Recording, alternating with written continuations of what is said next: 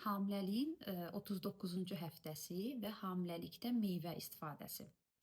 Hamiləliyin 39-cu həftəsində dölünüz artıq 3 kilo 100, 3 kilo 300 qramdır. Uzunluğu da 50-51 santimdir. Döl tamamilə doğuşa hazırdır. Hətta ola bilər ki, artıq sizin doğuşunuz gerçəkləşib. Doğularsa ağciyəri tam yetişmiş sayılır bu həftədə və hamilə doğuşa hazır, doğuş qərarını həkimi ilə birlikdə vermiş, həm psixoloji, həm fiziki hazırlıq mərhələsindədir. Bu həftədə fiziki aktivlik məsləhət görülür. Gün içində 1 saata qədər gəzmək, havada olmaq, yüngül sport növləri ilə məşğul olmaq, doğuşda fiziki olaraq daha aktiv olmaq üçün, daha güclü olmaq üçün. Az-az sıx-sıx qidalanmaq, bol maye içmək, ayaqlar üstə ödəm varsa maye miqdarınızı azaltmayın. Selikli axıntılar artır bu həftələrdə. Qarın alt hissəsində ağrılar, axşamlar basqı, təbii ki, düzənli ağrı varsa, su gəlişi varsa, qanlı axıntı varsa mütləq klinikaya müraciət etməlisiniz.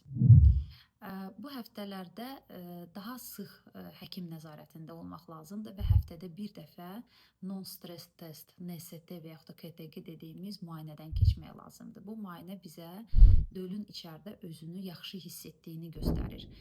Ürək döntüsünü 15 dəqiqə içində çəkərək bizə döldə hipoksiya varmı, döldə bir narahatçılıq, bir stres durumu varmı, onu dəyərləndiririk və həftədə bir pasiyenti bu müayinə üçün çağırırıq. Hamiləlikdə meyvə istifadəsi tövsiyə olunur, amma bəzi şeylərə diqqət etmək lazımdır. Bilirik ki, meyvə bizim üçün həm vitamin, həm lif mənbəyidir. Liflər də bizdə qəbizlik, hemoroid, yəni qarşısını alır, həzmi asanlaşdırır. Amma miqdar çox önəmlidir. Gündəlik bizim meyvə ehtiyacımız 2 orta meyvə qədərdir. Yəni xırda meyvədirsə, deyək ki, gilasdırsa, bu 1 ovuc gilasdır. Bir dənə də orta boyda alma və yaxud da armuddur. Bunları həmən yeməkdən sonra qəbul etmək məsləhət görülmür. 2 əsas yemək arasında.